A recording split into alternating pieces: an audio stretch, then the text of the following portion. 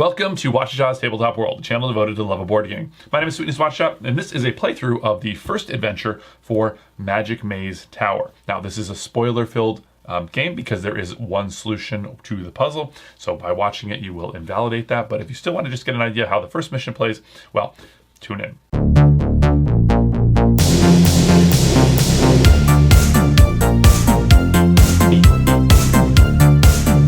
Okay, so I just did a playthrough of the tutorial missions, which was very fast. You go through the 6 quite quickly, and that just kind of teaches you how to play the game. This isn't a tutorial. You can watch that video if you like to do so. But this one is the first mission. Now, it's kind of interesting because you're going to get the solution by watching this if you do watch it. However, you know, I mean, if you just want to see how it plays, if it's interesting to you solo, this is going to be a solo playthrough. There is a bit of a small difference between the, you know, it's not really like a big deal. Like the puzzle is essentially the same. The movement is just a little bit different, and I can kind of show you that in just a moment here. So again, that's your last chance to turn this off if you don't want to see this first mission spoiled for you. Okay, so getting out of the table, it does come with these two for Magic Maze, which is a game I quite loved. This game, if you have played it before and you haven't played the tutorial with me, it's very, very similar in a lot of ways, except two very important ways. You are not timed, and you don't have the little, you know, that little red thing that you put in front of somebody and knock it around a bunch to try to get them to pay attention. Also, you're going to have these 4 in another, you know, a multiplayer game. So like if you're playing a 2-player game, you would split them off.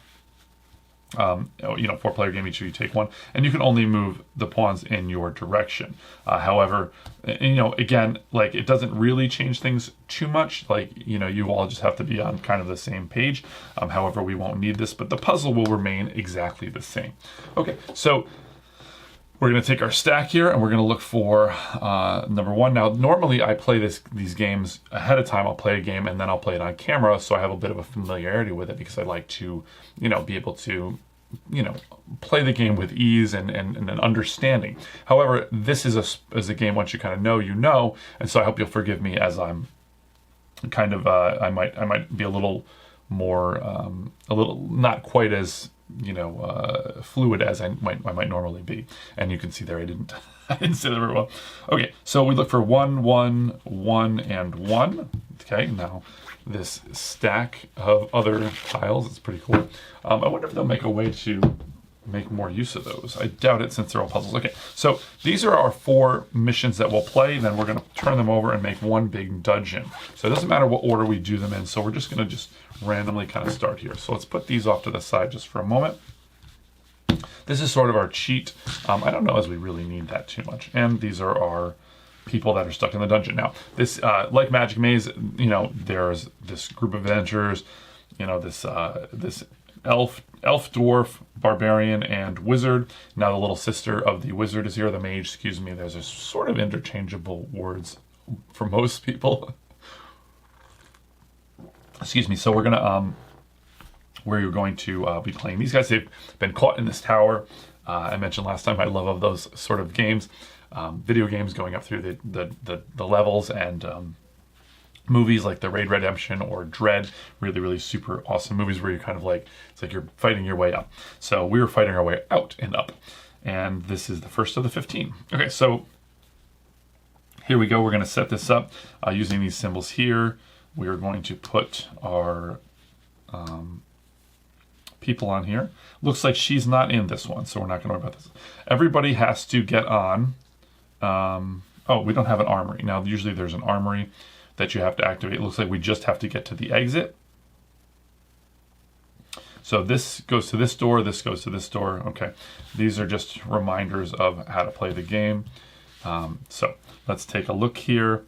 So nobody can get in this door yet. They can't get out of this door, neither can they. Interesting. Okay, so seems pretty clear. Boom. As long as they're standing on here, I can get through. So I'm going to go through, stand on this door. That will allow me to get through here. Then I'll stand on there. That will allow me to get through here and here. And let's not leave yet. And I can get through there. Same thing. Let's just queue up. And then I would leave next and next. Okay, out, out, out, and out. Pretty good. That's the first one of 4. Let's put that over here for a moment. Still on camera. Okay, and then we're going to go to the second one. Oriented like this. We've got the archer, and we've got the little sister, and that's it. Okay, so, I mean, go here, teleport next to me, I'll leave, she'll leave. Okay, it's kind of cute, this art here, little beholder. It's like a cafeteria. Okay, very easy that one was. It seemed like the tutorial. Okay, hopefully this one will provide a little more interesting challenge. Just these two. Now we've got the air current here. We cannot move against this air current, and this is a trap, so the barbarian cannot cross it, and he has to be hidden, but he can throw people over it. So we have the armory, so we have to activate the armory. This is a little more, oh, the dwarf, excuse me, he cannot throw, it's the warrior can throw the dwarf over. That makes more sense. Okay, so let's go down with the air current up to here. The barbarian will go here. He'll throw the dwarf over this. He'll, oh wait. I see. I have to go around this way. I'll activate that tile. He'll go around this way, so I don't go against that. Activate that. We've activated the armory. Now I can leave, and the dwarf can leave as well. Okay, so that's that one. Now we've got this one. We've got the wizard, or the mage, excuse me. I'll be doing that probably consistently. Okay, so we've just got ladders here, but we do have to activate these. So let's see here. I have to go here first. So here, here, here, here, oops, here and here, that would leave me out. So let's go up here. Okay, let's go in this one. Okay, so let's go this way. He'll jump here, move to here. I'll go to here, jump into this space, and then I can go down to here, and then boom, boom, boom, boom, boom. Activated. Okay, now let's leave. Boom, boom, out. Into the ladder. This ladder, that ladder, and out. Okay, so that completes the 4 trials. A little easier than I might like to see. Although I like the idea of this, so hopefully this first mission is just quite easy. Okay, so we put this little goblin guy together in the middle of the map. You see here. And that is not the way to do it. Looks like that's his hat here. There we go. So we have that. Okay, so you can see that little picture there is complete, or mostly complete.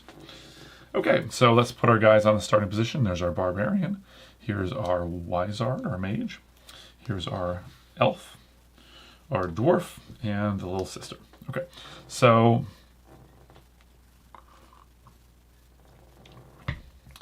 I'm not sure what these symbols are.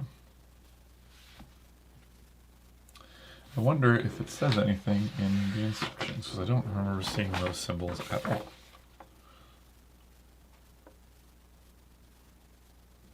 Oh, when you rotate, I see. This is interesting that this wasn't in the tutorial. When a hero pawn is on a rotation space, you can rotate the card featuring this rotation space. When you do this, the cards will align from one card to the next and thus generate new passages. Okay. So, in other words, when this rotates, this symbol will match that symbol.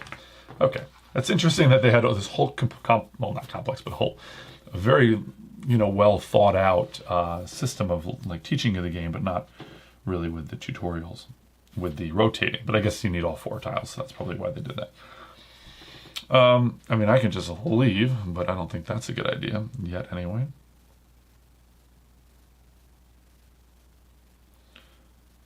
But probably I'm supposed to go here so that she can teleport here. You can teleport to one that's space that's adjacent. So I'm guessing I can rotate anything. So, I mean, this is going to go here, right? Rotate. Okay. I probably need her to, I mean, I can rotate, I can't drop her there. I could let her out right now if I wanted to, but we need her to probably continue to rotate these. So let's have her, and it looks like, I don't know if you have to be on the same space as rotating. Let's just let's see. Okay, so yeah, I would have to go here to rotate this space. Okay, so let's move to here. She can jump here, and then we will rotate this way. Okay.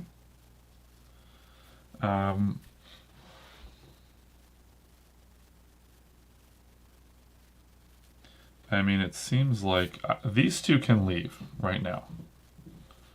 And so can I. I just wonder if I were to be on those spaces.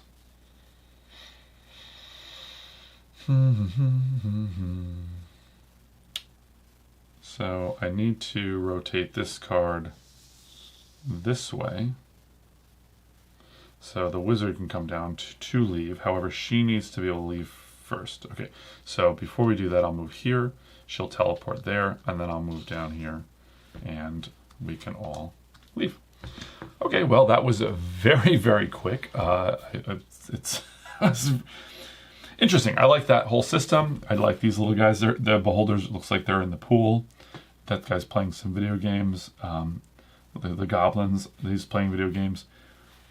They're playing a card of some. Oh, they're actually playing Magic Maze. Look at that. Okay.